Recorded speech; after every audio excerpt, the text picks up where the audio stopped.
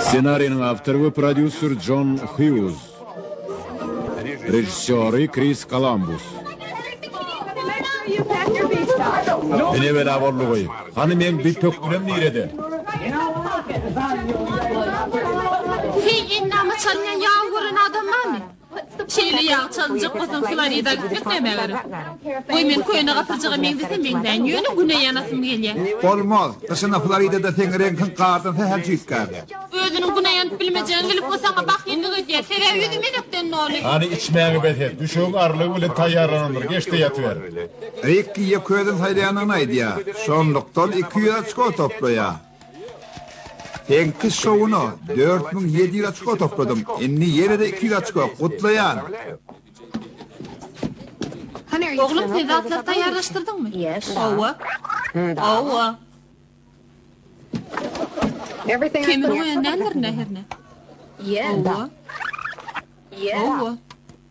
Ova.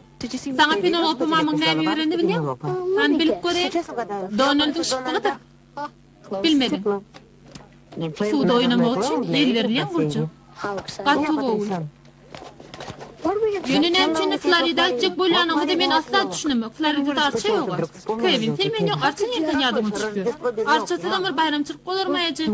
Hayır, kuşta öz yasama arça satın alayız. Ya da palman neden yer? Genç doğum oyununa katlaşanları New York'taki dünya belli Plaza mihmanhanası kabul ediyor. Yağıttan çıkmayacak tesir kaldır ya. Yer almak için 18-20-75-93-00 telefon arkalı muht kuruluşup olur. Edirim kameranın akümülatörünü yerdedin bilen ok mu? Ben onu toğa götürdüm.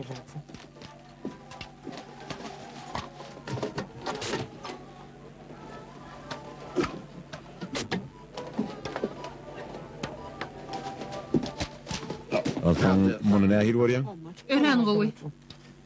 Kevin, batımcı galstungu dakın bayramçılık konsertine gice almak olayanlarla. Men gastum vannadı. O yere vursa girip bilemek sebep Frank dayısı o düşünüyor. O bana eğer men yalana çıkarlı göreysen hiç kaçan özün hakkı erkek kişi al duymarsın diye.